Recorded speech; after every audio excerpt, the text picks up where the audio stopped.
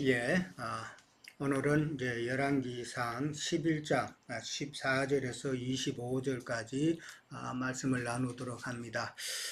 지난번 내용에서는 이제 저희들이 솔로몬이 많은 이방 여인을 사랑하였다라고 이제 그렇게 했는데 이것은 타락한 교회가 그 여인들이 갖고 온 각종 신학과 각종 교리들을 수용을 했고 그것이 결국은 참 하나님을 떠나게 한 그런 것이 되었다라고 저희들이 나눴었죠.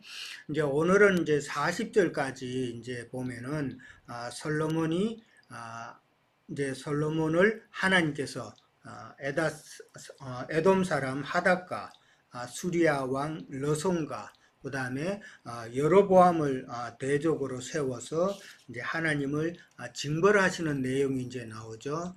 40절까지 이제 다 하려면 너무 시간이 많아서 오늘은 이제 25절까지만 나누도록 합니다. 이렇게 타락한 솔로몬은 지난번에 우리가 나눌 때에 타락한 솔로몬은 타락한 교회의 모습이다라고 그렇게 지난번에 우리가 말씀을 나누었었죠. 그렇게 되면 그렇게 우리가 생각해 본다면은 타락한 솔로몬과 그 다음에 타락한 교회는 너무나도 공통점이 많다라는 것이죠. 솔로몬이 이렇게 타락하게 된 것을 우리가 먼저 좀 살펴보려고 그럽니다. 솔로몬이 이렇게 타락한 것 된 것은 제일 처음에 솔로몬이 참 하나님을 꿈에서 만나고 하나님께 모든 그런 지혜도 얻고 축복을 받은 것은 기브온 산당이었었죠. 기브온 산당에서 솔로몬이 1000번제를 드린 후에 하나님으로부터 오는 지혜와 각종 부와 그 다음에 명예를 이루었다라는 것이죠. 근데 기본 산당 제산을 우리가 다시 한번 좀 여기서 생각해 볼 것은 기본 산당의 특징이 뭡니까? 거기는 여호와의 궤가 없는 곳이죠. 여호와의 궤가 없는 곳이 바로 기브온 산당이다. 여호와의 궤가 있는 것은 다윗이 예루살렘에 여호와의 궤를 따로 모셨다라고 이제 이스라엘에는 두 이제 그런 그 산당이랄까 그게 있었죠. 하나는 기본 산당이 있었고 그러나 거기에는 하나님의 계 하나님의 말씀이 거기에는 없었던 곳이고 그 다음에 예루살렘에 다윗이 그 여호와의 궤를 안치한 곳이 따로 있었죠. 근데 이제 이거를 우리가 생각해 보면은 솔로몬이 기본 산당에서 1000번제를 드렸다라는 것은 기본 산당은 하나님이 없는, 그러니까 하나님의 말씀이 없으니까 여호와의 궤가 없는 곳이기 때문에 거기서는 옛부터 내려오는 간섭에 따라서 혼적인 예배를 드렸다라고 우리가 이제 그렇게 한번 생각해 볼 수가 있는 거예요. 하나님의 말씀이 없는 곳에서 드리는 예배는 그거는 정말 혼적인 예배일 수밖에 없죠. 솔로몬이 1000번제를 드렸다라는 그 말은 혼적으로 상당히 열심을 내었다라고 그렇게도 볼 수가 있다고 저는 생각을 합니다. 그렇기 때문에 여호와의 궤가 없는 곳에서 하나님의 말씀이 없는 곳에서 혼적 열심으로만 그렇게 솔로몬이 그 혼적인 예배를 드렸다라는 것이죠. 그러니까 이 간섭은 옛부터 내려온 그런 간섭은 엘리 제사장 때부터 시작이 됐죠. 엘리 제사장이 그 두 아들로 인해서 하나님의 궤가 사람들에게 이제 빼앗겼잖아요. 빼앗기고 난 다음에 이제 하나님의 궤 없이 그냥 산당에서 예배드렸던 그런 모습이죠. 그러니까 그것이 이제 옛부터 오랜 기간 이제 내려오던 간섭이 되다 보니까 솔로몬도 그런 간섭에 따라서 그런 혼적인 예배를 드렸다라고 볼 수가 있는 것이죠. 그러니까 솔로몬은 그런 혼적 열심으로 육적인 응답은 받은 거였죠. 그런 육적인 응답을 받아서 지혜와 부와 명예를 가졌지만은 그러나 솔로몬에게는 그런 영적인 생명력은 없었다라고 이제 생각해 볼 수가 있죠. 그런 영적인 생명이 없었기 때문에 하나님께서 주신 그런 축복을 오남용할 수밖에 없었다라는 것이죠. 영적인 생명력이 있었다면 그것을 잘 이용을 했을 텐데 혼적 열심으로 그런 받은 복이다 보니까 솔로몬이 참 영적인 그런 생명력이 없어서 오남용하지 않았나 그렇게 볼 수가 있겠죠. 이제 이런 것도 이제 오늘날 세상 참 종교 교회에서 예배 드린다고 하지만은 그들에게는 정말 진리의 말씀이 없으면은 좀 똑같은 혼적인 예배만 드린다라는 것을 우리가 생각해 볼 수가 있겠죠. 그 다음에 이제 성전이 완공되고 나면은 여호와의 궤가 이제 완공된 곳에 이제 안치가 되었는데 그렇게 여호와의 궤가 참 성전을 건축하고 나서 거기에 안치되었으면은 산당이나 이런 것은 다 제거를 해야 되는데 그것이 제거가 안 되고 도리어 더 많은 산당이 지어졌다라는 것이죠. 그러니까 그것은 결국은 다른 교리로 인해서 오늘날로 보면은 더 많은 교파가 생겨난 것과 비슷하다라고 이제 생각해 볼 수가 있는 것이죠.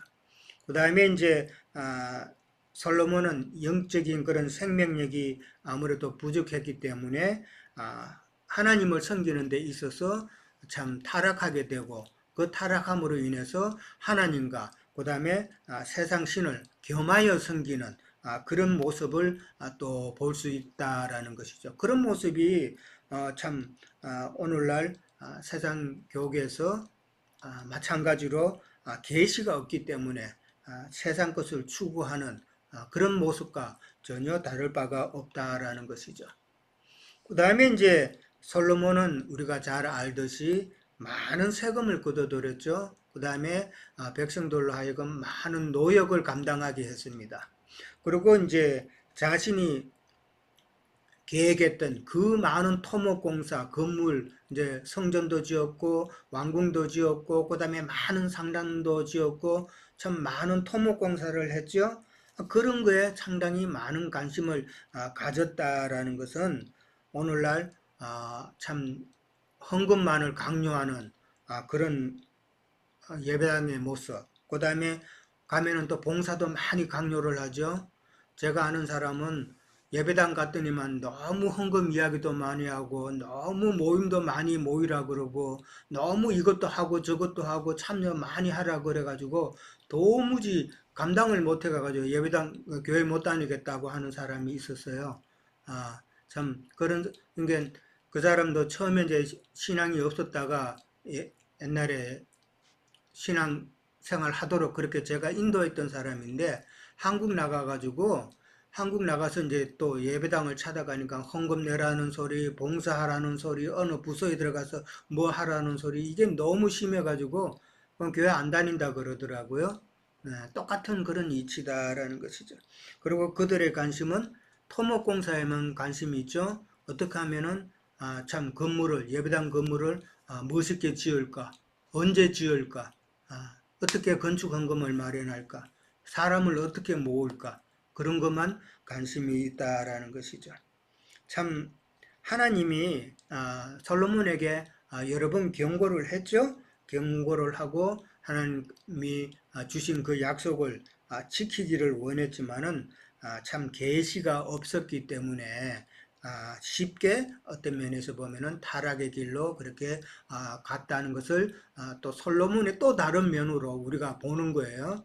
지난번에는 타락한 솔로몬은 결국은 타락한 종교 체제로 연결해서 우리가 봤지만은 오늘은 이제 솔로몬이 이제 혼적인 열심을 가진 자로서 오늘날 세상 종교 체제와 같은 그런 모습으로 연결을 해서 또 보는 것입니다.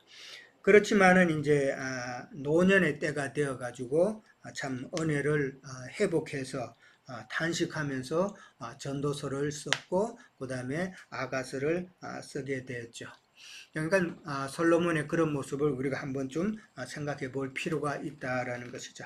자, 14절에서 이제 22절에 가면은 참 에돔 사람 하닷이 솔로몬의 대적이 되는 그런 내용이 나옵니다. 에돔 사람은 뭐 에돔 사람이라 그러면 우리가 너무나도 잘 알죠. 그 선조는 야곱의 형 에서죠. 에서다라는 거고. 그 다음에 이제 특징은 불다라는 것이죠. 에돔 족속이 사는 그 지역이 이제 사해 바다 그 밑에 쪽인데 그 지역이 상당히 지역적으로도 붉다라고 그래요. 좀 돌도 붉은 돌, 그 다음에 흙도 붉은 흙. 이렇기 때문에 붉다라고 이제 그렇게 우리가 알고 있죠. 그러나 그 영적인 의미로는 헬과 육을 상징한다 그러죠. 그래서 에돔 족속이라 그러면은 참 세상 것을 추구하는 그런 족속이다라는 것을 우리는 너무나도 잘 알고 있죠. 참 보통 흙은 다 이제 일반적으로 황토색인데 그 지역만 그렇게 붉다라는 것은 그것도 의미가 있다라는 것이죠. 날씨가 더우면은 뜨거우면은 사막 지역에는 간혹 그렇게 붉은 돌과 붉은 흙이 있더라고요. 여기서 조금 떨어지면은 이제 애리조나 같은 데 가면은 거기는 상당히 더운 지역입니다. 더운 지역인데 이제 그게 여행을 가게 되면은 우리 나영재님은 거기 여행 다 해보셨는데 브라이스 캐년 같은 데 가면은 정말 흙이나 바위가 전부 다 붉은색이에요. 그래서 아주 멋있는 광경을 내는데 그런 붉은 그런 흙이 많은 곳입니다. 자, 에돔 사람이 바로 이제 그런 이제 지역이 그런 지역이다라는 것이죠. 에돔 사람은 당연히 이제 뭐 에서의 그 야곱의 형이기 때문에 참 이스라엘 백성과 뭐 같은 혈통이다라고 이제 보면 되겠죠. 같은 혈통이지만은 서로 원수처럼 그렇게 지내는 그 모습이 오늘날 한국 사람하고 북한 사람하고 똑같은 이치죠. 서로 똑같은 혈통인데 원수처럼 지내는 모습이 똑같다라고 생각을 합니다.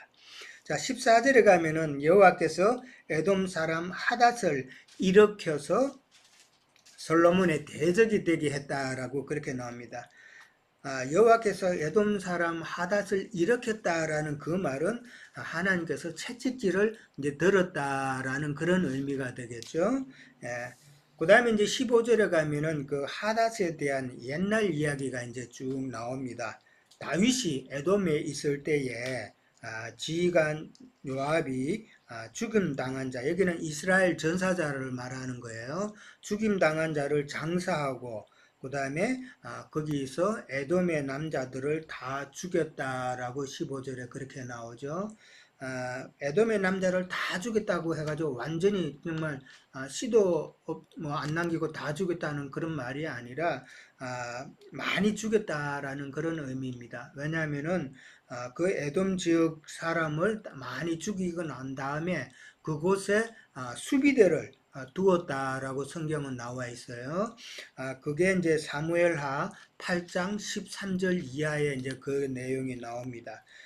거기에 보면은 소돔 골짜기에서 참 다윗의 군사 지휘관 요압이 에돔 사람만 18,000명을 죽였다라고 이제 그렇게 기록이 나와 있죠.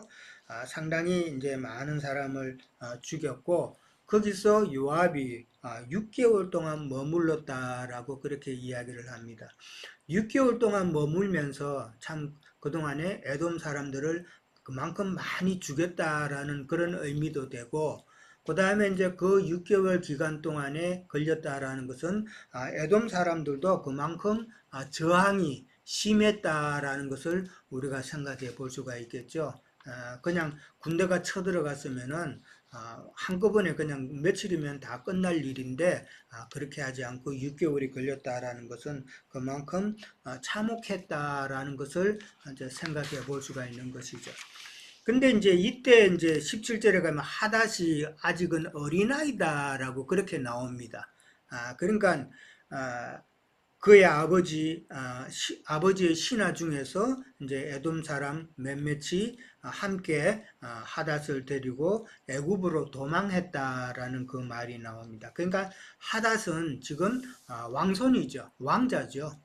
왕자다라는 것을 이제 알고 그러니까 신하들이 후위를 도모하기 위해서 애굽으로 하닷을 어린 아이 하닷을 데리고 그렇게 피신했다라는 것이죠. 그리고 이제 미디안을 떠나서 바람 강야를 또 지나서 그렇게 애굽으로 갔다라고 이제 설명을 또 하고 있습니다. 이것은 미디안 광야, 그 다음에 바람 강야 사막이잖아요. 그만큼 험한 여정의 길을 거쳐서 애굽으로 갔다라는 그런 의미가 되겠죠. 그 다음에 이제 바로가 이제 애굽에 가니까 바로가 하닷에게 집도 주고 양식도 주고 그 다음에 토지도 주었다라고 이제 그렇게 나옵니다. 그리고 이제 19절에 가면은 어린아이였다가 이제 한 몇 년이 지났죠. 어느 정도 시간이 지나서 장성했을 때에 하닷이 바로의 눈앞에 크게恩寵을 입었다,恩寵을 얻었다라는 표현이 나옵니다. 바로의 눈앞에서 크게恩寵을 얻었다라는 말은 이것은 이제 하닷이 애굽에서 몇 년을 지내는 동안에 그 하닷이 많은 그 세력을 확장했다라는 그런 의미도 된다고 봅니다. 그러니까 이 바로가 하닷을 왜 도왔을까? 뭐 특별하게 제가 보기에는 뭐 이전부터 잘 섬기고 한 그런 좋은 관계는 아니었던 것 같은데 하닷을 이렇게 도와서 바로가 집도 주고 양식도 주고 토지도 주고 그렇게 했다라는 것은 이스라엘을 견제할 만한 그런 세력으로 하닷을 그렇게 바라본 것은 아닌가 이제 그렇게도 생각해 볼 수가 있겠죠. 그러니까 옛날에는 정치적인 것은 뭐든지 다 복잡하잖아요. 그냥 주는 거는 없죠. 다 뭔가 바라는 꿍꿍이가 있기 때문에 했는데 이 이스라엘을 솔로몬이 워낙 다윗이 워낙 그때는 다윗이죠. 강성하고 그러니까 애굽은 자기는 지금은 힘이 없지만은 자기를 도울 수 있는 그런 세력들을 이렇게 많이 키우는 것이 애굽의 생각이었다라고 이제 우리가 생각해 볼 수가 있는 것이죠. 그 다음에 이제 시간이 이제 지나서 또 바로가 자기 왕비 다비네스의 아우, 그러니까 처제죠. 바로의 처제를 하닷의 아내로 삼게 했다라는 그 말이 또 나옵니다. 그러니까 완전히 이제 묶어두자라는 것이죠. 그누밧을 이제 낳았다라고 나오는데 바로의 궁중에서 젖을 떼게 하고 그 다음에 그누밧이 바로의 궁에서 바로의 아들 가운데 있었다라고 이렇게 이야기합니다. 젖을 뗐다 그러면 한 3살 정도까지는 바로의 궁에서 그렇게 키웠다라는 것이죠. 그러고 나서 이 그누밧이 태어난 아기가 바로의 궁에서 바로의 아들과 같이 지냈다라는 말이잖아요. 이 말은 이제 그누밧을 왕비 다비네스가 자기의 양자로 삼았다라는 그런 해석이라고 또 설명이 되어 있더라고요. 그러니까 양자로 삼았다라는 것이죠. 그 다음에 이제 하닷이 이제 애굽에 있을 때에 이제 다윗과 요압이 이제 죽은 것을 이제 들었죠. 듣고 자기 고국으로 가고자 이제 바로에게 이야기를 합니다. 그랬을 때 바로가 하는 말이 네가 무슨 부족한 게 있느냐라고 그렇게 묻죠. 이런 말들은 이제 셈족의 특징이죠. 미국 사람 같으면 나 이제 갈 거야 그러면 오케이 이러고 맙니다 그냥. 왜 이유 같은 거 안 물어요. I gotta go 그러면은 나 이제 갈 거야 그러면은 왜 뭐 좀 더 이따 가지 뭐가 덜 재밌어 이렇게 안 물어요 미국 사람들은. 그러니까 이제 쌤족이니까 내가 뭐 섭섭하게 한 거 있어 이런 식으로 이제 질문을 하는 거겠죠. 참 그러면서 이제 아니다고 그렇지만은 나는 이제 가야 되겠다라고 이제 그렇게 이야기하죠. 우리가 이제 이 하닷이라는 사람을 생각해 볼 때에 어릴 때 자기가 어릴 때 자기 부모도 죽었을 것이고 자기 친구도 죽을 것이고 많은 사람들이 자기 백성들이 죽는 것을 다 봤을 거 아닙니까? 그러니까 그 하닷에게는 정말 그 속에 엄청난 응어리가 있겠죠. 그러니까 바로와 함께하는 그 애굽의 생활이 사실 하다되게는 참 편한 생활이잖아요.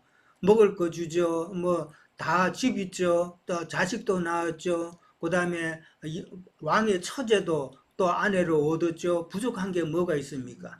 하나도 부족한 거 없잖아요. 그러니까 바로가 이제 그렇게 물은 것이죠. 그런데도 하닷은 자기는 가겠다라는 것이잖아요. 그 말은 자기의 가슴 속에 엉어리가 그만큼 크다는 거 아니에요. 그래서 나는 이제 이스라엘로 이제 자기 그 에돔 지역으로 돌아가서 가서 참 내 나라 고국을 가서 참 복수를 하겠다라는 그런 마음이 더 컸다라고 이제 우리가 생각해 볼 수가 있겠죠. 그렇게 해서 이제 하닷이 참 이스라엘의 대적이 되는 그런 내용이 이제 또 먼저 나왔습니다.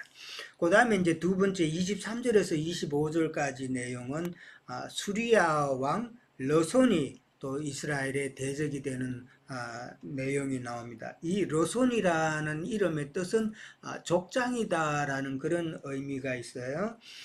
러손은 소바 왕 하닷 에셀의 종이었다라고 나옵니다. 그러니까 뭐 신하든지 뭐 그렇게 했겠죠. 소바 왕 하닷 에셀의 종이었으며 다윗이 이제 소바 사람을 또 정벌을 합니다. 소바 사람을 죽일 때에 러손이 사람들을 자기에게 이제 끌어모아요. 사람들을 좋은 말로 해서 자기를 따르도록 해서 사람을 모아가지고 그 무리의 계수가 되는 그런 일이 있습니다. 그래서 다메섹으로 그 무리들을 이끌고 다메섹으로 가죠. 거기서 이제 살다가 거기서 이제 왕이 된 자다라고 이제 오늘 성경에서 그렇게 설명을 하고 있죠. 그러니까 사무엘하 8장 6절에 가면은 다메섹 아람이라는 말이 나옵니다. 다메섹에서 이제 국가를 또 이룬 거예요. 그러니까 이 소바라는 지역도 사실은 아람족에 속한 작은 도시 국가 형태예요. 이 아람족이 통일된 그런 아람 나라를 이룬 적은 없어요. 아람 족속이지만은 다 조금씩 조그만 그런 부족 국가 형태를 띠고 있었다라는 것이죠. 이 소바도 마찬가지로 작은 도시 국가 형태를 띠고 있었다라는 것이죠. 그러나 이제 이 르손이 자기 사람을 모아가지고 다메섹에서 또 다른 아람 도시 국가를 건설했을 때는 아마 아람 도시 국가 중에서 가장 이스라엘을 힘들게 한 그런 세력이 되었다라는 것이죠. 그 다음에 이제 소바 사람들을 이제 다윗이 이제 죽일 때 그 내용은 사무엘하 8장 3절 이하에 보면은 나옵니다. 그때도 소바 사람들이 참 완전히 많이 죽었죠. 그러니까 르손이 다윗 왕한테 소바가 안 될 것 같으니까 자기 사람을 모아서 이렇게 참 하닷에서를 배반하고 자기 길 찾아서 갔다라고 그렇게 보면 되겠죠. 자, 그 다음에 이제 25절 마지막 절에 가면은 솔로몬의 일평생에 하닷이 끼친 환란 외에 르손이 수리아의 왕이 되어 가지고 이스라엘을 대적하고 미워하였더라라고 그렇게 나옵니다. 솔로몬의 일평생이라고 그렇게 나와 있는데 사실은 일평생 그렇게 어려움을 당한 건 아니죠. 솔로몬이 처음에 힘이 강할 때는 주변의 나라가 솔로몬을 괴롭힌 적이 없습니다. 근데 여기서 일평생이다 그러면은 솔로몬의 그 통치 말년의 때, 마지막 때, 통치 말년에 범죄함으로 참 힘이 점점 약해졌을 때, 그때의 모든 날들이다라고 생각을 해보면 되겠죠. 하닷이 끼치는 환란이라고 그랬습니다. 이 환란이라는 말은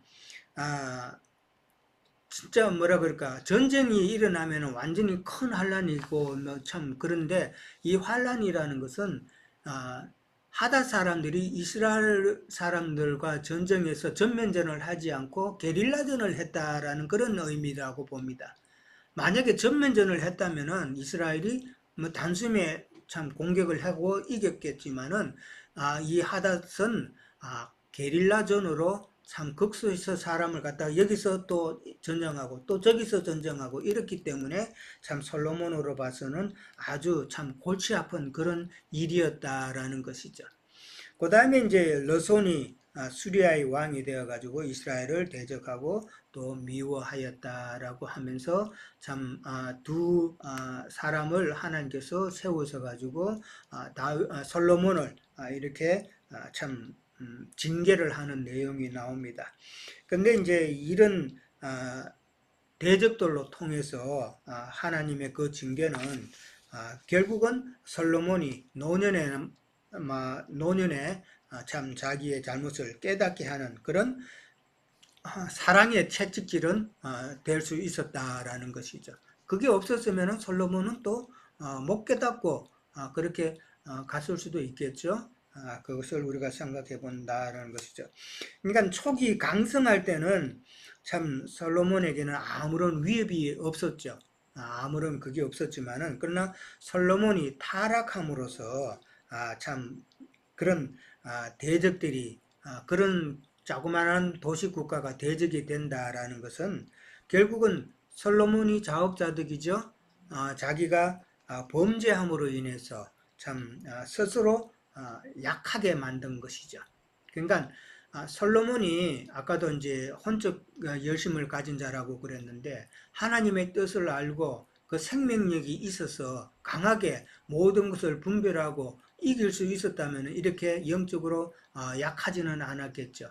근데 약했다라는 것은 그만큼 혼적 신앙이 아닌 계시를 깨달아서 우리가 세워지는 그 영적 생명력이 얼마나 중요한가를 우리는 다시 한번 또 생각해 봐야 된다라는 것이죠. 그래서 오늘은 솔로몬의 그 모습은 혼적 신앙인의 모습으로서 참 계시를 깨닫지 못했기 때문에 세상의 어려움에 그런 것에 쉽게 무너지는 모습을 볼 수 있다라는 것이죠.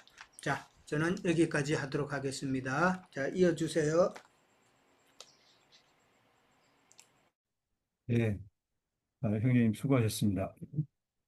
네, 저도 열왕기상 11장 14절, 25절 이렇게 읽으면서 우리가 신앙하면서 이게 저는 이제 성경을 읽을 때 참 많이 의문점들이 해소된 부분도 많고 또 하나님은 이런 대적자, 이 대적이라는 말을 찾아보면 뭐 사단이라는 뜻이죠. 예.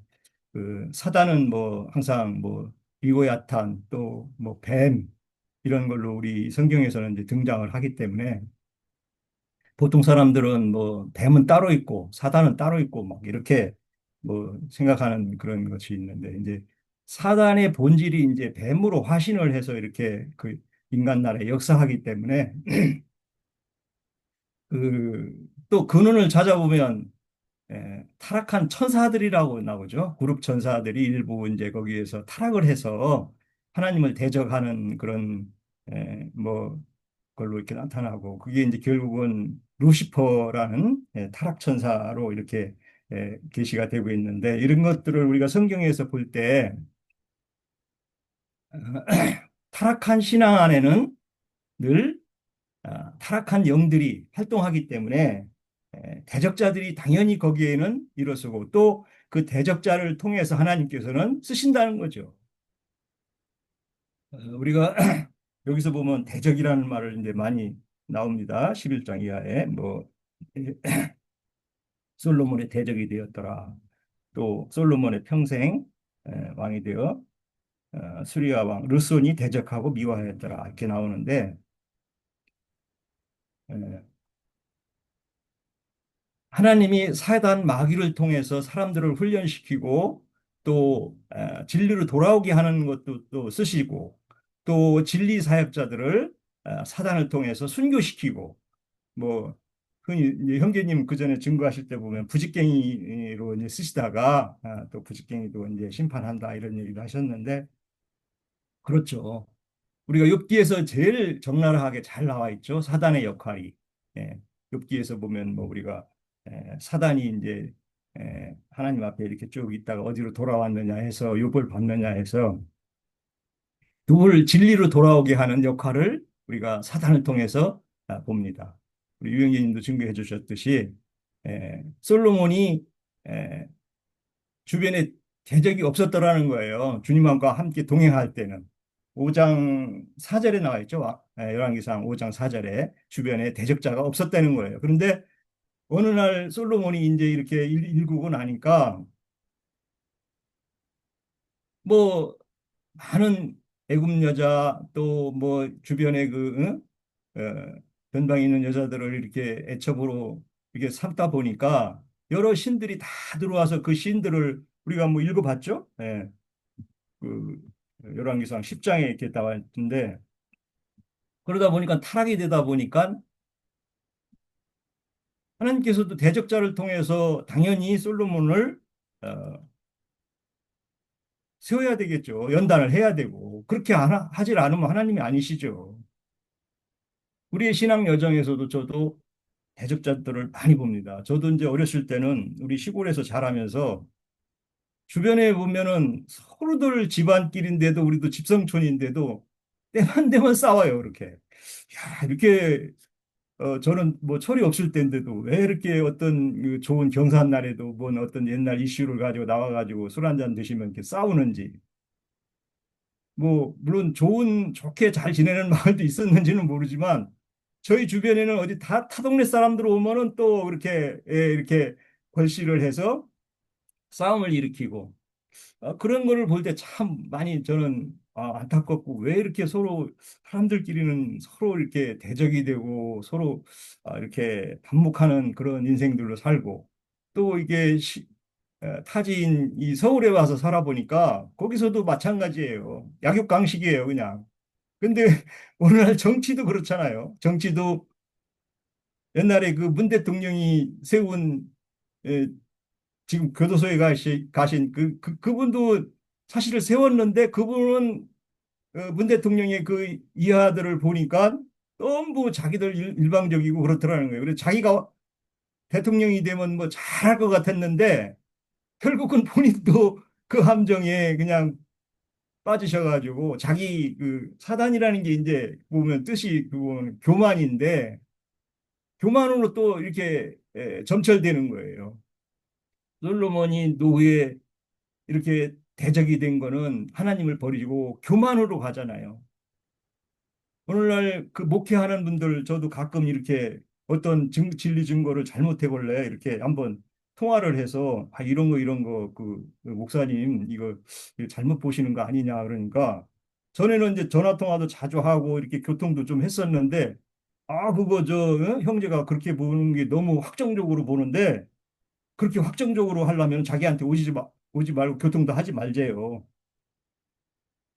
아니, 그 좀 그러한가 해서 좀 이렇게 살펴보고 그러면 좋으려할 건데 나도 뭐 그분한테 뭐 가르치려거나 그분은 내가 가르치려고 한다고 하는 오해를 하신 것 같은 그런 느낌은 좀 받겠더라고요.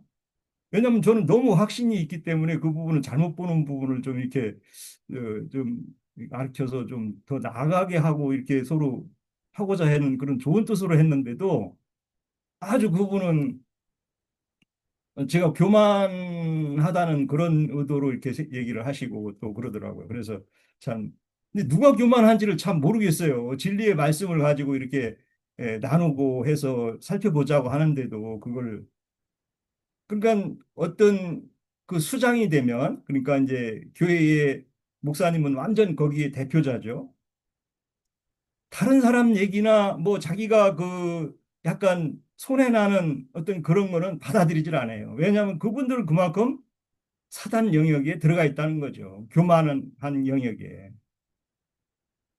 이게 참 우리가 이게 여상으로 볼 일이 아닌 것 같아요. 저도 그런 때가 있었는가 저도 제 자신도 돌아보게 되고 또 우리가 신앙 여정에서는 정말 어떤 대적자가 있을 때는 내가 어떤 상태에 있는지 또 그 대적자를 통해서 쓰시는 하나님의 그 후광을 좀 보여야 되지 않나, 발견해야 되지 않나. 그래 우리가 소자된 자들은 늘 마음을 열고 토론하고 나누고 하는 그런 자신이 자신을 돌아볼 수 있는 주님 앞에 그런 그 작은 자의 그 길이 아닌가 생각해요. 그래서 뭐 욥은 어쨌든 사단 마귀의 어떤 그런 그 작전을 통해서 주님 앞에 나아가는 그런 큰 에, 은혜를 받는 자가 됐죠. 정말. 그래서 우리가 그 욥기를 통해서 받는 은혜가 우리 인생사에서 에, 욥이 그 선한 것이 자기가 선하고 착한 사람이었다는 것이 그게 가식이었고 위선이었다는 것을 나중에 결국은 알게 되는 건데 그 사단 마귀가 없으면 그거 알 수가 없는 거죠. 대적자가 없으면 알 수가 없다는 거죠. 그래서 하늘의 반역이 이 땅에 실현되는 것을 이렇게 보면서 오늘날 기독교인들이 그 교만하고 진리를 가르쳐줘도 대적이나 하려고 하고 또 우리는 결국은 순교자는 그 대적자들로부터 순교를 해야 되는 예수님이 순교하셨듯이 죽으셨듯이 그런 길을 우리에게 좁은 길을 허락하셨다는 거죠. 참 이게 우리가 신앙 여정에서는 이런 그 대적자들을 통한 그 주님께서 시시는 은혜를 우리가 간과할 수 없다. 또 그래서 그래야만이 그 대적자들의 마귀 사단의 영역이라는 그런 그 계시가 열려서 그들을 어, 마귀 사단 영역 안에 있는 그 악한 영역 안에 있는 자들을 우리는 옳은 길로 돌아오게 하는 그 목적이 우리에게 이해가 된다는 거죠. 사단 마귀의 계략을 모르면은 우리가 어떻게 악한 영들에 잡혀 있는 악한 길에 가는 사람들을 옳은 길로 돌아오게 할 수 있겠어요. 그것이 우리에게 에, 사명이다. 저는 이제 이렇게 봅니다. 우리가 뭐 세상에서 어렵고 또 세상에서도 물론 여러 가지 규정이나 뭐 윤리 도덕을 잘 지켜야 되는 것도 우리가 당연지사지만 그것 이외에 우리에게 큰 표대는 정말 진리를 우리가 잘 증거해서 많은 사람들을 옳은 길로 돌아오게 하는 것이 목적이지 않나 이렇게 저는 봅니다. 그래서 이런 대적하는 다윗에게도 뭐 일평생 대적자들하고 전쟁으로 삶을 마쳤지만 그래서 주님과 함께 동행하는 옳은 길로 마치셨지만 그러나 그 아들인 솔로몬은 그래서 인생이 헛되고 헛되다는 전도인의 잠언을 통해서 전도서를 통해서 우리에게 시사해 주는 이런 그 은혜의 말씀들로 우리에게 전해 준 걸로 봅니다. 그래서 우리가 명령의 법도를 명령의 법도 그게 아니고 그 주님께 어떤 그서 명령한 그런 법도들을 떠나서 우리가 다른 길로 갈 때 그것이 정말 주님을 대적하는 것이고 진리를 대적하는 것이기 때문에 에, 진리의 대적자가 되는 게 아니라 대적하는 자들에게 우리는 옳은 길로 돌아오게 할 수 있는 그런 반역의 천사의 영을 잡히 게 아니라 옳은 진리의 영들에게 우리는 순종해서 진리의 말씀들로 우리의 삶을 표대를 정확하게 볼 수 있는 우리 지체들이 되기를 저와 같이 그 길을 가기를 원합니다. 마치겠습니다. 예, 순서대로 가겠습니다. 예. 네, 우리 그 성경 하나 말씀 한번 찾아볼게요. 사무엘하 7장입니다. 구약 성경 473면인데요. 12절에서 15절까지 한번 읽어볼게요. 내 소환이 차서 내 조상들과 함께 누울 때에 내가 내 몸에서 날 내 씨로 내 뒤를 세워 그의 나라를 견고하게 하리라. 그는 내 이름을 위하여 집을 건축할 것이요. 자, 지금까지 성전 건축에 대한 이야기가 우리가 앞서서 살펴봤고요. 나는 그의 나라를 왕위를 영원히 견고하게 하리라 이렇게 말씀했는데 하나님이 이렇게 견고하게 세워줘야 되는데 솔로몬은 스스로 자기의 어떤 그 왕국을 견고하게 위해서 이방 나라와 여러 가지 이제 동맹적인 어떤 성격을 가지고 이방 여인들을 이렇게 받아들이는 어떤 그런 게 있었어요. 나는 그에게 아버지가 되고 그는 내 아들이 되리니 그가 만일 죄를 범하면 내가 사람의 매와 인생의 채찍질로 징계하려니와 내가 내 앞에서 물러나게 한 사울에게서 내 은총을 빼앗은 것처럼 그에게 빼앗지는 아니하리라는 말씀이 이제 다윗과 하나님 이렇게 맺은 언약인데, 우리가 11장에서 우리 앞에서도 이제 그런 어떤 그 하나님의 언약이 이렇게 실현되는 말씀이 이제 있었어요. 11절에 보면 그 이 나라를 내게서 빼앗아 내 신하에게 주리라고 하는 이 말씀이 이제 있었는데, 그 위에 보면 11절 여호와께서 솔로몬에게 말씀하시되 내가 이러한 일이 있었고 또 내가 내 언약과 내게 명령한 법도를 지키지 아니하였으니, 그러나 12절 내 아버지와 다윗을 위하여 내 세대에서는 이 일을 행하지 아니하고 내 아들 손에서 빼앗으려니와, 이렇게 이제 한 말씀을 하고, 그 밑에 완전히 멸하는 것이 아니라 그 남유다의 그 유다 지파죠, 다윗이. 거기에 한 지파, 그 베냐민 지파를 붙여서 그래도 명맥은 이어가게끔 하겠다라는 말씀이 이제 있었어요.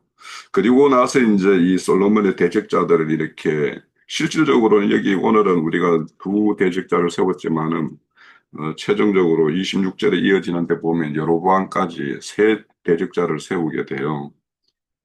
그러면 이제 우리가 앞서서 이제 말씀에도 보면은 솔로몬이 이제 그런 법도를 지키지 않고 이렇게 했을 때에는, 범하면 그 사람의 매와 인생의 책찍으로 징계하겠다라고 하는 말씀이 실질적으로는 이제 여기 두 대적자를 세워서 이제 채찍질을 하는 거죠. 징계를 하는 거죠. 그리고 이제 그 징계와 우리가 이제 징벌을 조금 이제 구분을 해야 될 것 같은데, 그러니까 두 대적자는 어떤 하나님의 어떤 징계의 어떤 성격이 있다라면, 이제 여로보암 같은 경우는 징벌의 어떤 수단으로 이렇게 세운 어떤 그런 걸로 보여요, 저는. 그래서 우리가 이 히브리서에 보면 그 징계에 대한 말씀이 있죠.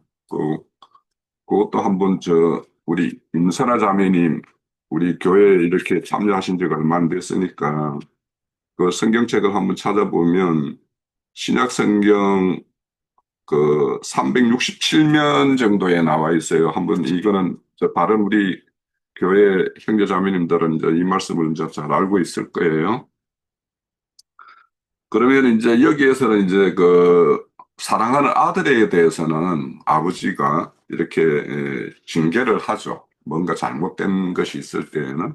그래서 우리가 징계와 어떤 징벌의 어떤 그런 것을 조금 구분해 볼 필요가 있을 것 같아요. 그래서 어떤 징계라는 것은 이제 어떤 교육이나 뭔가를 이렇게 개선하고 교정하기 위해서 이렇게 하는 것이고, 그 잘못된 거에 따라서 그 사람에게 이제 이렇게 가벼운 어떤 체벌로서 그가 이제 그 자신의 잘못을 이렇게 깨닫고 돌이키게 하는 것이 이제 목적이죠. 그래서 이거는 어찌 보면 이제 하나님의 어떤 두 방면으로 본다라면 사랑과 어떤 자비와 뭐 이런 쪽의 어떤 측면.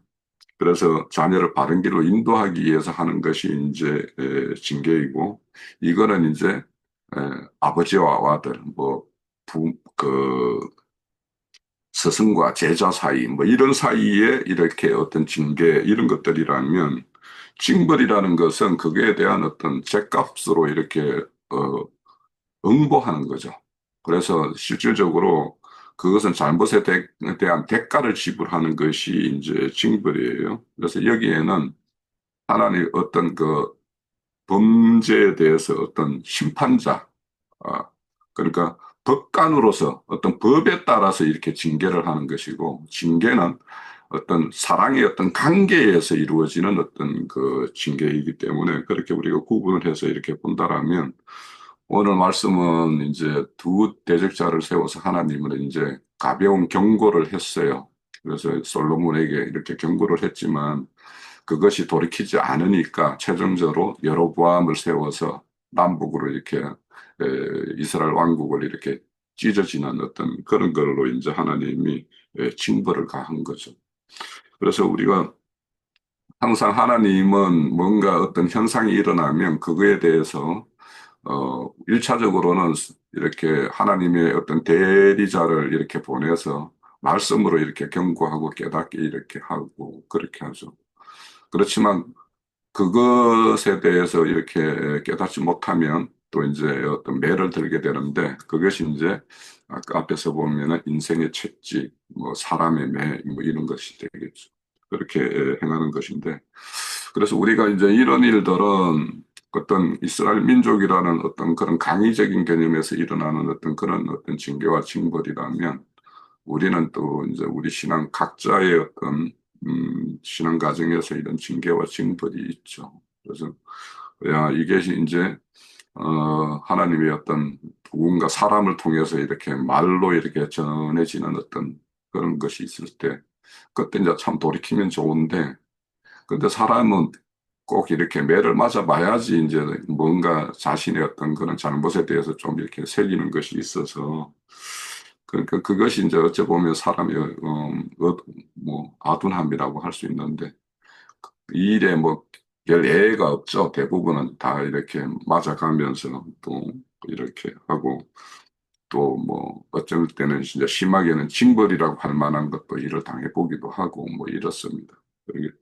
그래서 그렇지만 이제 궁극적으로는 우리가 다윗에게 이렇게 언약을 세웠고 금방 말씀에도 이렇게 보듯이 완전히 사울에게 어떤 모든 것을 빼앗는 것과는 다르게 이렇게 그래도 명맥을 이유지하면서 다시 회복의 어떤 기회를 이렇게 이어주는 어떤 그런 말씀들을 보면서 또 한편으로는 그 아버지와 아들의 어떤 관계에서 아버지의 어떤 징계 그런 것들을 생각하면 또 한편으로는 또 이렇게 위로를 받기도 하고 그렇습니다. 오늘은 여튼 이런 어떤 내용이 다윗에게 하나님이 약속하신 그 약속이 그 말씀대로 이렇게 진행되고 실현되는 어떤 그런 것이다라고 그렇게 볼 수 있겠습니다.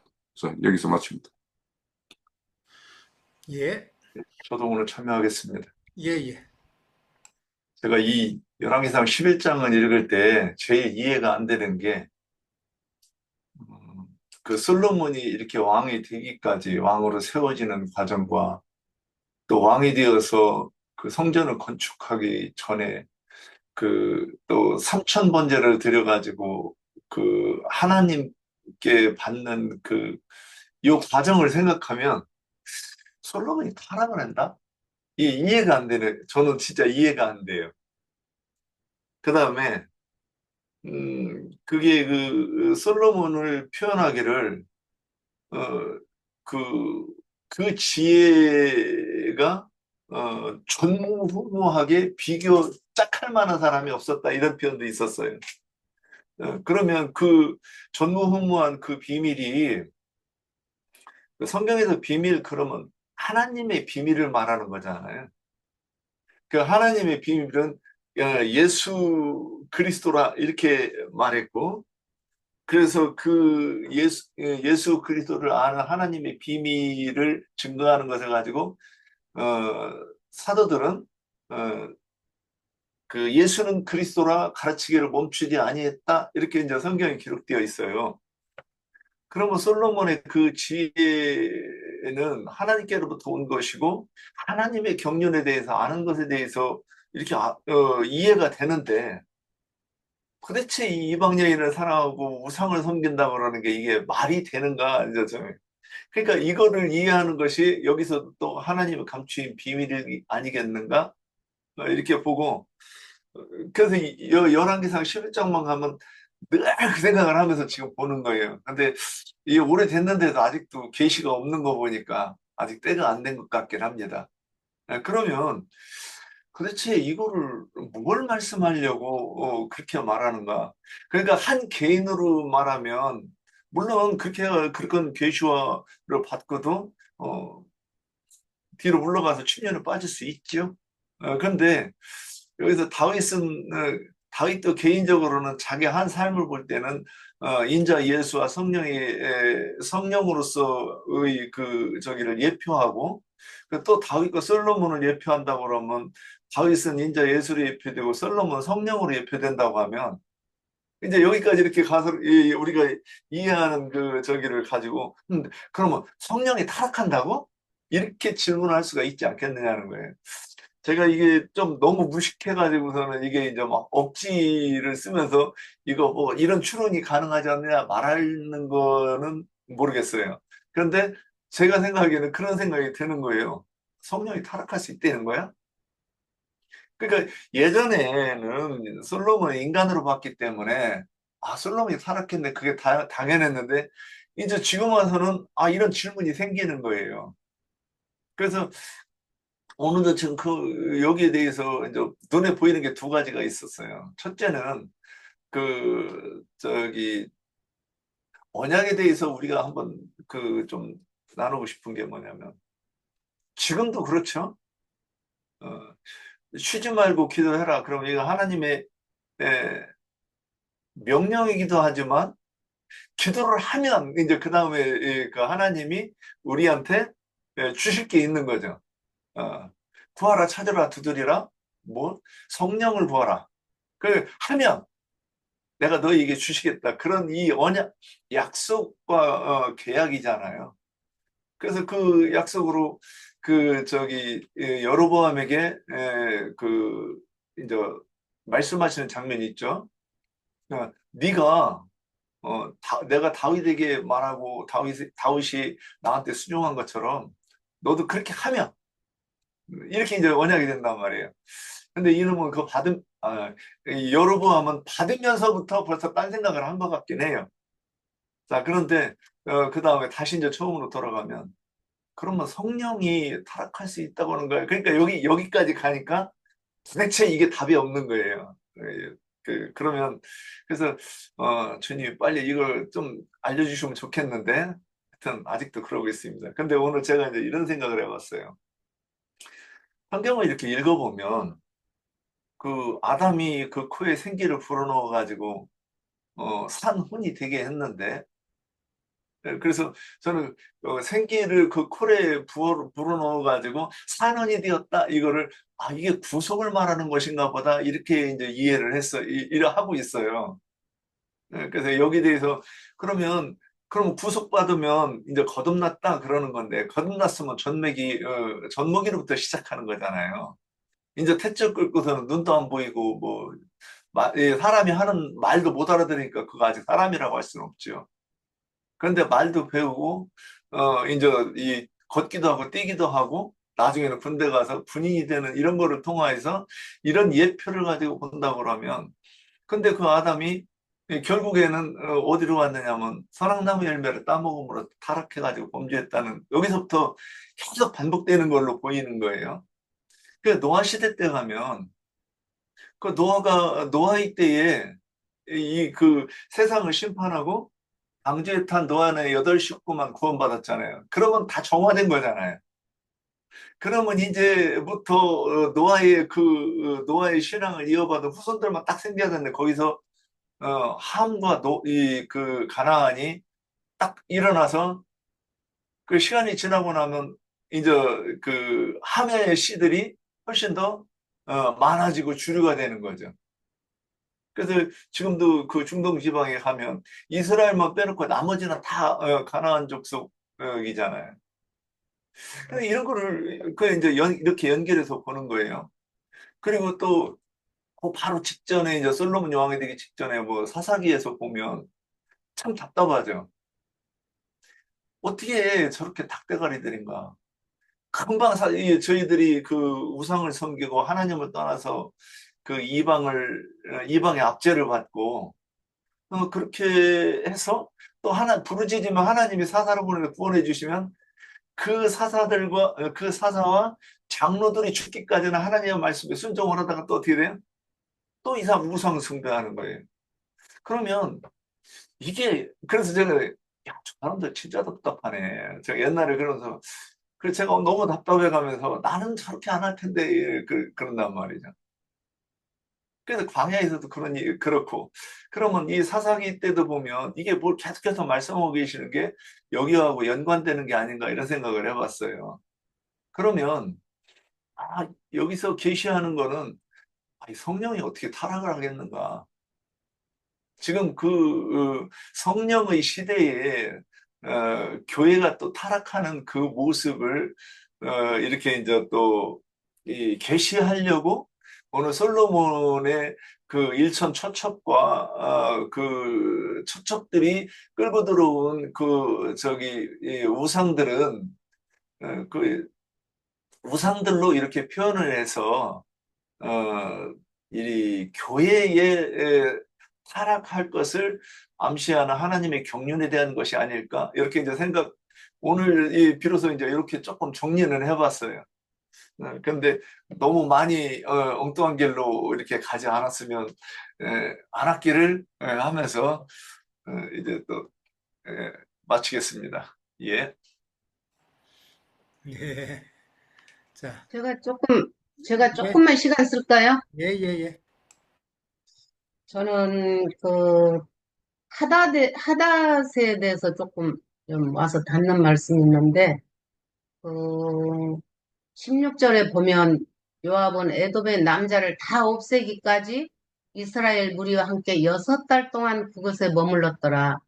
그때 하닷은 작은 아이라 그의 아버지 신하 중 에돔 사람 몇몇과 함께 도망하여 애굽으로 가려 하여 16절에 이제 18절에서 보면 그 사람 미디안을 떠나 바란에 이르고 거기서 사람을 데리고 애굽으로 가서 애굽 왕 바로에게 나아가매 바로가 그에게 집과 먹을 양식을 주며 또 토지를 주었더라. 거기서 조금 이게 솔로몬 왕이 이렇게 된 것은 마음이 교만해서 주님을 떠난 거잖아요. 우리가 처음 믿을 때 이제 우리를 보면 처음 믿을 때는 주님을 참 많이 사랑하고 그 길을 가기를 원했고, 근데 이제 지나다 보면은 부가 쌓이고 모든 것이 다 내 거라 할 때, 이제 그때부터는 마음이 나도 모르게 점차 가랑비에 옷 젖듯이 젖은 줄도 모르고 이제 이게 젖어지는 걸 좀 느꼈어요.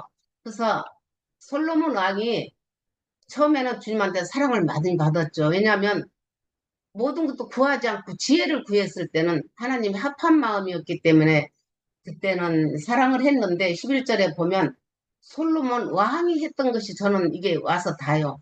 솔로몬이 왕이 하나님이 되어야 되는데 솔로몬 왕이 바로의 딸 외에 이랬을 때는 이미 하나님을 잊혀지고 자기가 이제 내가 왕이니까 이걸 다 할 수가 있겠다 할 때 마음이 바꿔졌다는 걸 좀 느껴져요. 그냥 교만으로 바꿔진 거죠. 그랬을 때 보면 최고 안 좋은 사람들을 다 끌어다가 자기의 사람으로 만든 거예요.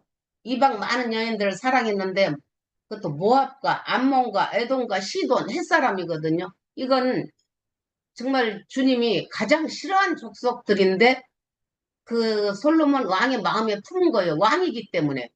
하나님이 왕이 되어야 되는데 솔로몬이 왕이기 때문에 내가 왕이니까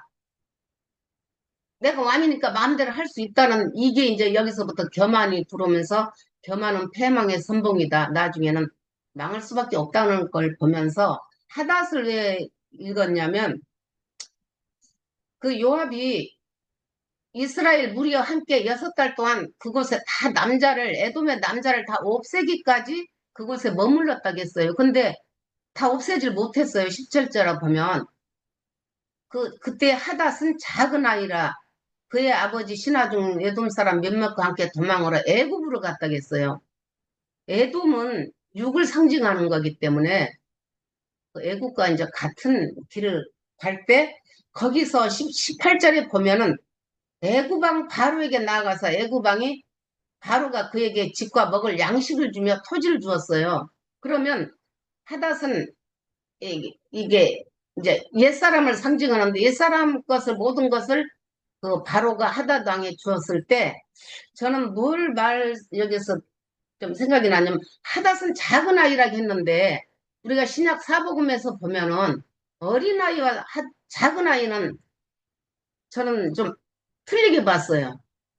어린아이는 순수한 그 영혼이기 때문에 주님이 축복을 했던 것인데 하닷은 작은 아이라 했던 것은 하나님이 보실 때는 생명이 있는 걸로 보지 않고 육의 성분에서 작은 아이라 이 사람이 작은 아이는 아니잖아요. 그 뒤에 하닷이 바로 눈앞에 크게 은총을 입었다겠어요. 그래서 주님의 은총을 입은 것과 바로의 은총을 입은 것은 대비가 되잖아요. 그래서 작은 아이도 대비가 된다. 좀 이것을 저는 봤기 때문에, 아, 우리가 살아가면서, 이제 우리도 이런 성분이 있다고 봐요. 하나님을 믿고 여기가 다 있다 할지라도 내 속에 교만이 있으면 어떤 말들을 함부로 내뱉을 수가 있고, 내 속에 교만이 들어오면은 그게 옳다고 생각하는 그거이기 때문에, 인정이 안 되는 것을 좀 봤거든요. 그래서 그런 처리 과정들이 이런 환경으로 통하지 않으면은 어, 해결하기가 어렵고 주님의 길을 가는 것이 어렵지 않나 저는 좀 그런 생각을 좀 들어서 이 말씀을 드렸어요. 예, 수고하셨습니다. 또 혹시 또 다실 분 없나요? 예. 자, 그러면 우리 장로 형제님 혹시 하실 말씀 있으시면 마무리 좀 해주시고 마치죠.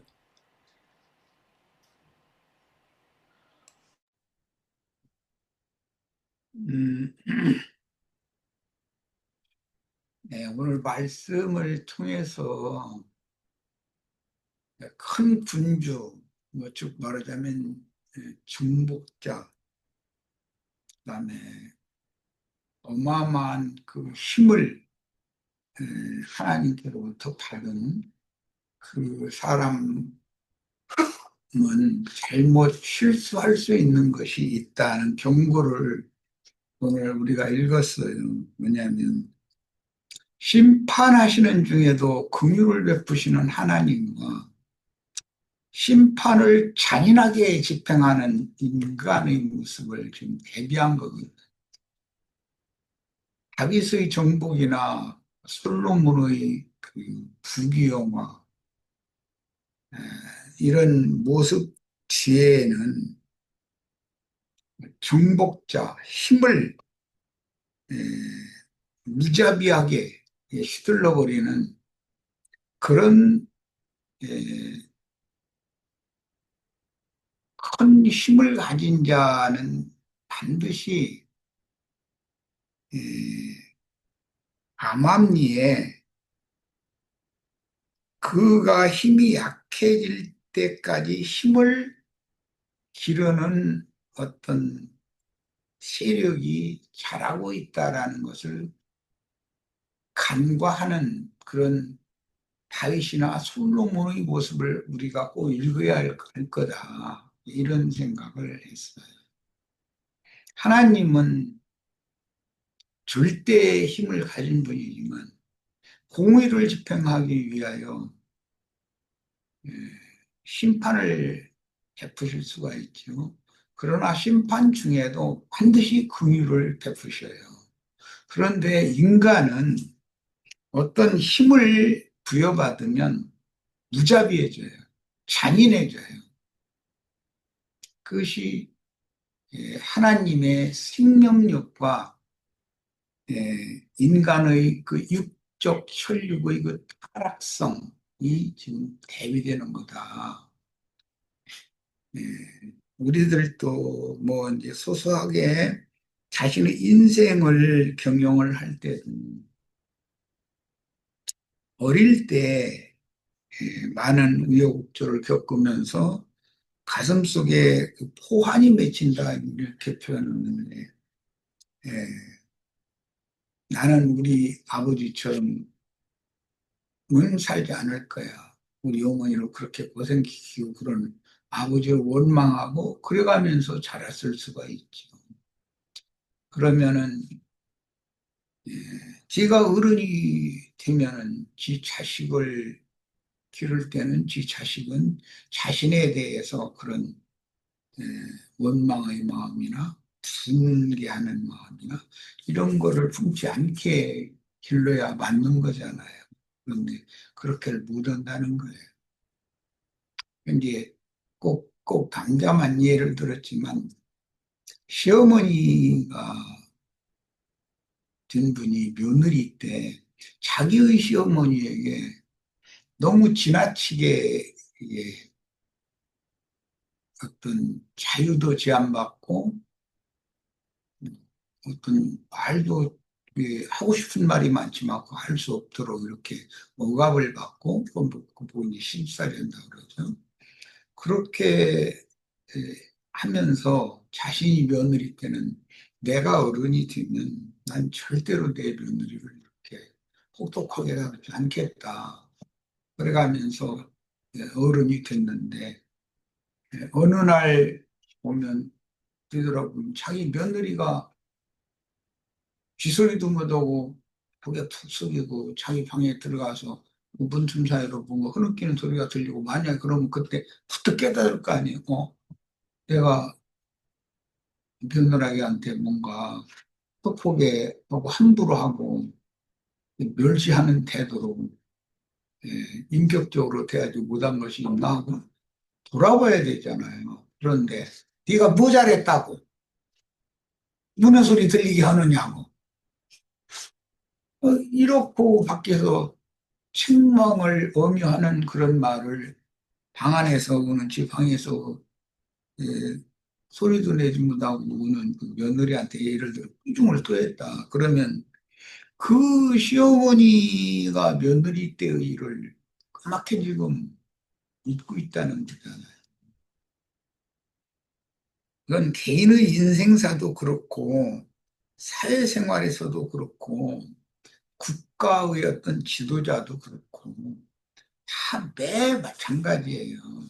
오늘 이런 말씀을 통해서 우리는 처음에 내가 소두에 시작한 얘기가 뭐냐면 하나님의 공의를 이루기 위해서 심판을 집행하실 수가 있어요. 참다 참다 달래고 뭐 오르고 이걸 해도 도저히 안 되면 사랑하는 자식이면 심판을 엄한 징벌을 하실 수가 있죠.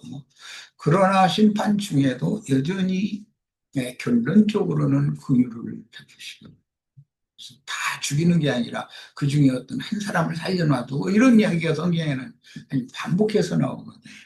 그런데 인간은 그렇게 안 된다는 거예요. 잔인해진다는 거예요. 힘을 가지고 한번 휘두르기 시작하면 그 휘두르는 시간이 길어지면 길어질수록 인간이 자비심이나 긍휼의 마음은 간데온데 없어져 버리고 아주 막 무자비하고 잔인해지는 것이거든요. 인간, 사람은 결국은 육성이 결과적으로 그 사람을 지배하게 된다는 걸 보여주는 거고 하나님은 신령한 영성으로 모든 것을 잘 마무리를 한다. 이제 이런 것을 통해서 우리는 오늘 이제 이건 역사적인 사실이지만 다윗의 정복 정책과 솔로몬의 흥왕 그 사이에 다윗이나 솔로몬이 알지 못하는 어떤 피지배자가 암암리에 피난을 가서까지 이제 오늘 뭐 하다시 에돔 왕족의 왕손인데 그 아이가 어린 아이라고 그럴 때그 안자매가 오해를 했던데 12살 미만이었을 때라는 거예요. 그때 에돔 왕족의 신하두가 그 어린 왕자를 데리고 애국으로 피난을 갔죠. 그런데 피난길도 뭐 무슨 광야를 이렇게 그냥 거쳐서 갔다 이런 얘기를 왜 성경이 기록하는가? 피난길도 쉽지 않았다는 것이죠. 만큼 솔로몬에게 당시에는 막 다 당하는 시대였기 때문에 그 눈을 다 피해서 도망을 가야 했을 거 아니겠어요. 그렇게 했어서 정치적 망명을 했는데 애굽은 바로가 그를 받아줬다 이제 이 얘기잖아요. 그러면 얼마든지 이런 일이 있을 수가 있다. 그는 어린 아이지만 그를 피난시킨 그, 그 에돔 왕가의 신하 중에 누가 데리고 갔을 건데 그는 애국 왕실에서 그 시중을 들면서 그가 자라기를 기다렸다는 거예요. 그거는 계속해서 세뇌를 시킨 것이거든요. 다윗이 솔로몬이 당신의 왕가인 에돔 족속을 이렇게 압제하고 이렇게 무자비하게 다뤘다. 당신은 반드시 그것을 잊지 말아라. 이걸 계속 주기를 시켜가면서 길로 잘한 거 아니에요. 이런 것을 우리 인간은 깜빡 놓치기가 쉽다. 내가 힘이 있을 때 더 조심해야 돼요. 내가 뭔가 서 있는 것 같을 때 더 조심해야 돼요. 혹시 내가 너무 어떤 것을 무리하게 예, 어떤 것을 행하지는 않는지, 내가 100을 행할 수 있는 권세가 있어도 75나 80을 행함으로 모든 것이 잘 마무리할 수 있는 그런 사람이 돼야지 95 뭐 100까지 다 행해버리는, 힘 있다고 함부로 행해버리는, 오늘날 뭐 우리나라에 지금 불행한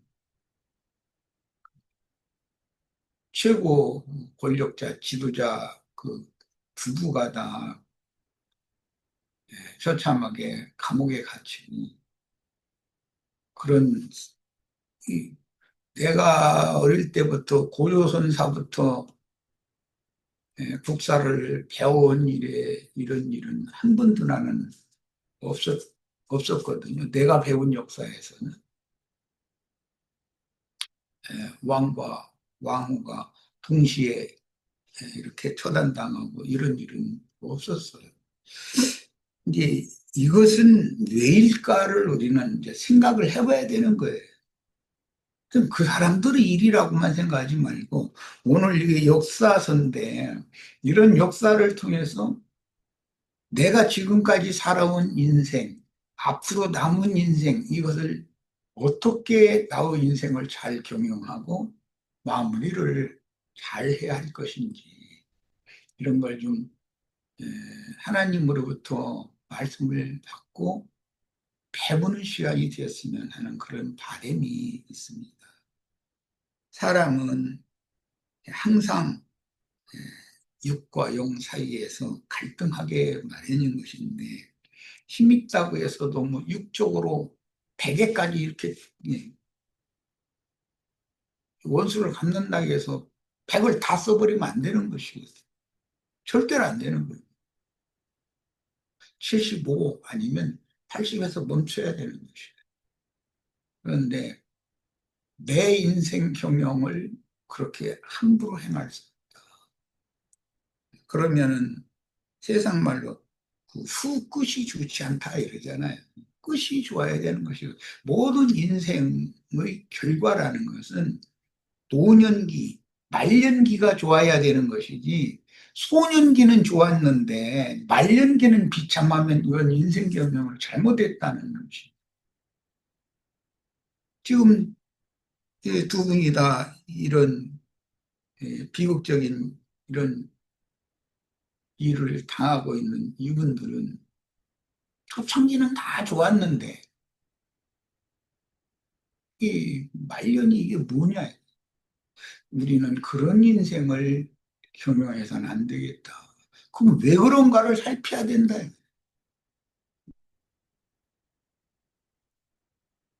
그런 힘을 함부로 휘두르는, 이제 그 계시록에서는 오른손에 표를 받아가지고 막막 휘두르는 그 짐승이가 나오잖아요. 그런 짐승으로서 인생을 마감을 한다면 그 끝이 얼마나 비참할 건가. 이걸 생각해 봐야 된다는 거예요. 하나님은 그런 자를 절대 용서를 않는 것이거든요. 이런 말씀을 통해서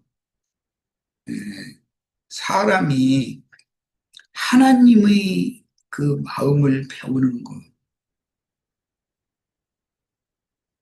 하나님을 표현했던 예수님의 마음을 배우는 것, 이것이 신앙생활이고 신앙교육을 받는 우리가 지금 이런 말씀을 추구하는 게 다 그걸 목적으로 해서, 그렇게 해야 그리스도 형상과 모양으로 만들어져서 최후의 영광에 들어갈 수가 있으니까 그걸 추구하는 게 우리 신앙인들의 지금 신앙 모습인데, 배울 것이 참 많다 이런 생각을 합니다.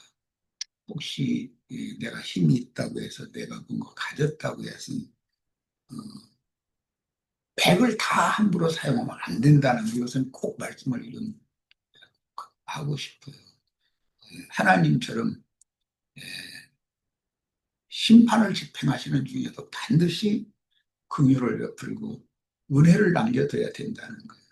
그래야 뒤끝이 좋은 거예요. 뒤끝이 나쁜 인생을 살면 안 되겠다. 이걸 좀 배웠으면 합니다. 예, 마칩니다. 예.